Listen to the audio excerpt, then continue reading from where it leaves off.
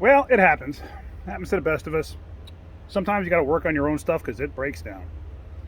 So I got my Dodge Caravan here. It's an '08 with a 3.8 liter, and I let somebody borrow it, and it was no fault of theirs. It happened. She gives me a call last night and says the temperature gauge was climbing up and the temperature light came on. So I said, could you describe the temperature light? I want to make sure she's talking about the right thing. You never know. Some people don't realize what's what. So she sent me a picture of what it looked like. It wasn't on at the time, but yes, there was definitely a temperature light. Because I've seen people call throttle body lights temperature lights. And this car has been known for throwing a throttle body light every once in a blue moon. So I just wanted to make sure that's not what it was. So anyway, she said that the temperature did get hot, but she pulled it over and shut it down. And she waited a little bit, started it back up, and the temperature was good. I said, okay, but I would rather you not drive it, so I'm going to come up there and we're going to take a look and see what's going on.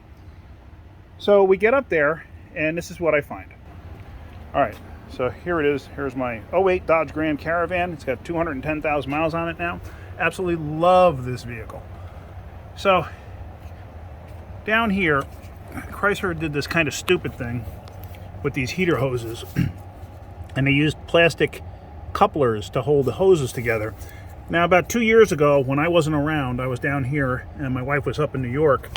This one right here broke, so a shop up there replaced it. And usually they come in a kit.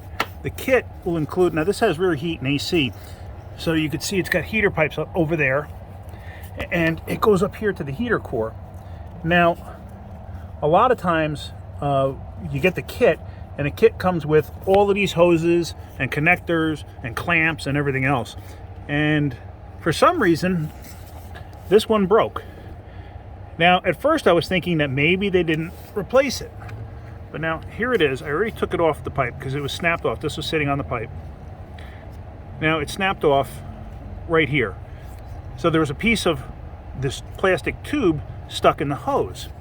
Now, I broke the bottom of this on purpose just to make it easier to get it off. I could not release the clips to get the thing off. So whatever, no big deal. So now, this piece was stuck up inside the hose there, inside here.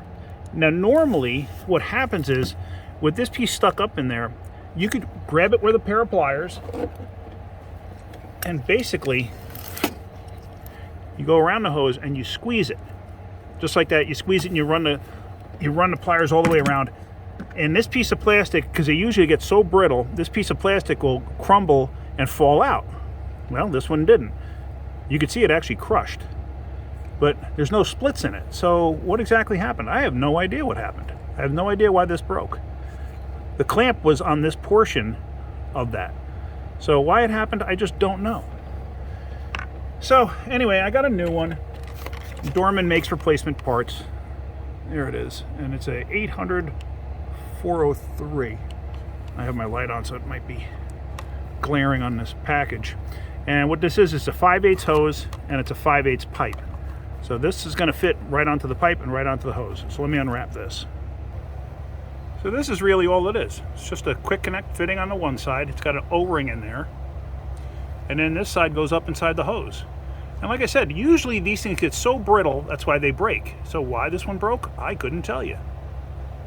And those of you who know who've done it, you just crush the hose around this piece of pipe, and this piece of pipe will just crumble and fall out of the hose.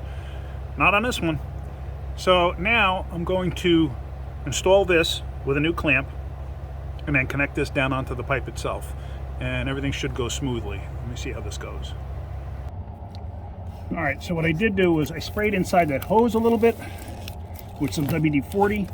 And now I'm going to insert the tube like that. And now I got a little bit of WD-40 on there, and I'm going to get that down and hopefully it'll click.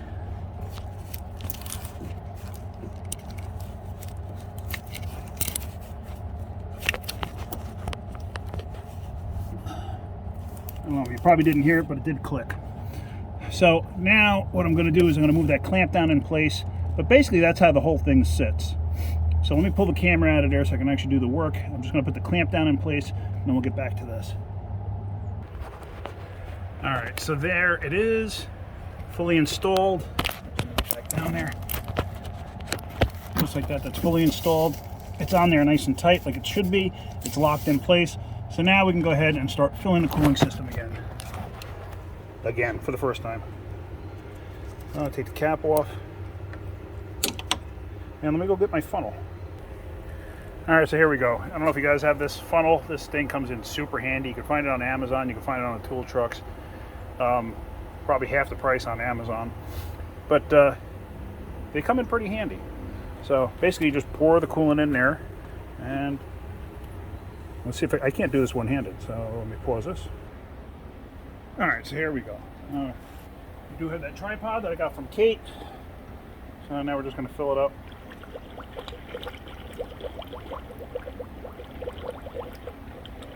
Now this thing has straight up water in it from yesterday. That's the only thing I had available to me at the time last night. And they had straight up coolant to begin with. So my ratios may seem a bit off, but I'm okay with it. And I just noticed I should probably replace this radiator cap. I don't know if you can see that. It's kind of like bulging out on the side there, that seal. I think I might have one. So I don't know if you can see that. Let me see. You can hear it.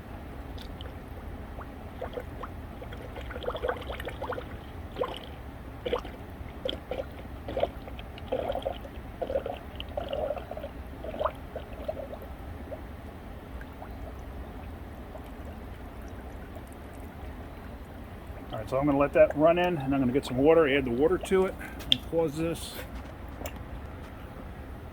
Alright, so now I'm going to start it up and turn the heat on and everything else and pray I don't see big plumes of white smoke out the tailpipe.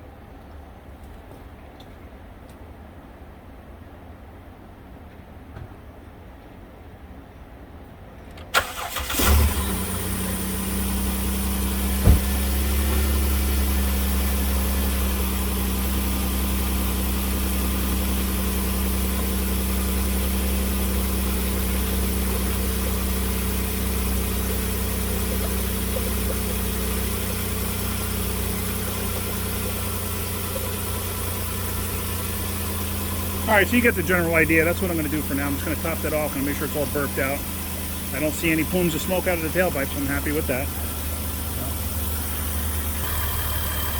Alright, so that's pretty much it. I'm going to just let that go for a while, purge out all the air, and I'm going to take it for a road test home, make sure everything's good.